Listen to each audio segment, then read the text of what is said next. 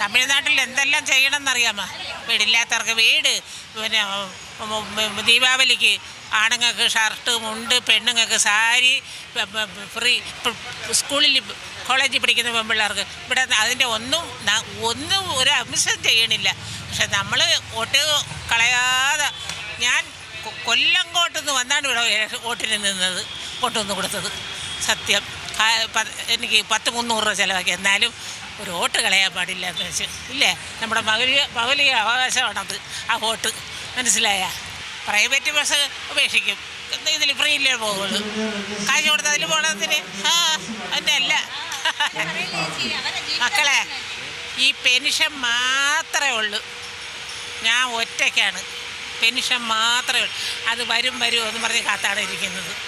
മനസ്സിലായ? അത് പെൻഷൻ കിട്ടുന്നില്ലേ? കിട്ടുന്നുണ്ട്. അയ്യോ ഇല്ല എന്ന് പറയരുത്, പെൻഷൻ കിട്ടുന്നുണ്ട്. ഒന്നിച്ചതാണ് 2 മാസത്തെ കിട്ടിയത്. നമ്മൾ വാങ്ങിച്ചിട്ട് കള്ളം പറയാൻ പാടില്ല. പറഞ്ഞ കണക്ക് കള്ളത്തരം. വളരെ തിരുവനന്തപുരത്തെ ഒരു വളരെ ടിപ്പിക്കലായിട്ടുള്ള ഒരു വീട്ടമ്മയുടെ ഒരു പ്രതികരണമാണ് കേട്ടത്. ആ അമ്മ പറഞ്ഞ പല കാര്യങ്ങളുണ്ട്. ഇതിൻ്റെ ആദ്യം ഒരു ചേച്ചി സംസാരിച്ചിരുന്നു. ആ ചേച്ചിയോട് നമ്മൾ ഈ പ്രതികരണം എടുക്കുമ്പോൾ തന്നെ ഇപ്പുറത്ത് നിന്ന് കയറി പറയുകയായിരുന്നു രണ്ടാമത്തെ ആ ചേച്ചി പറഞ്ഞ പല കാര്യങ്ങളും സാധാരണക്കാരുടെ ഒരു മറുപടിയാണ്. എല്ലാവരും പറയുന്നത് പോലെ തന്നെയുള്ള കാര്യങ്ങളാണ്. എല്ലാം സൗജന്യമായിട്ട് കൊടുക്കുന്നു, അതിന്റെ ഒരു അംശം പോലും കേരളത്തിൽ കൊടുക്കുന്നില്ല. വോട്ട് ചെയ്ത് ജയിപ്പിച്ചതല്ലേ, നമുക്ക് എന്താന്നുള്ള രീതി തന്നെയാണ് പറയുന്നത്. എന്ന് മാത്രമല്ല, വളരെ സത്യസന്ധമായിട്ട് പെൻഷൻ മാത്രമേ എനിക്ക് വരുമാനമായിട്ടുള്ളൂ. ഇതിനു മുമ്പ് നമ്മൾ കേട്ട പ്രതികരണം അതാണ്. പണമില്ലാത്തവരുണ്ട്, മക്കൾ നോക്കാത്തവരുണ്ട് എന്നൊക്കെ എന്ന് പറയുന്നത്. എനിക്ക് പെൻഷൻ മാത്രമേ വരുമാനമായിട്ടുള്ളൂ, അത് ഞാൻ നോക്കിയിരിക്കുകയാണ്. അത് കിട്ടുന്നുണ്ടോ എന്ന് ചോദിക്കുമ്പോൾ സത്യസന്ധമായി മറുപടി പറയുകയും ഉള്ളത് പറയണമല്ലോ, നമ്മൾ മേടിച്ചിട്ട് കള്ളം പറയരുതല്ലോ എന്ന് പറയുകയും.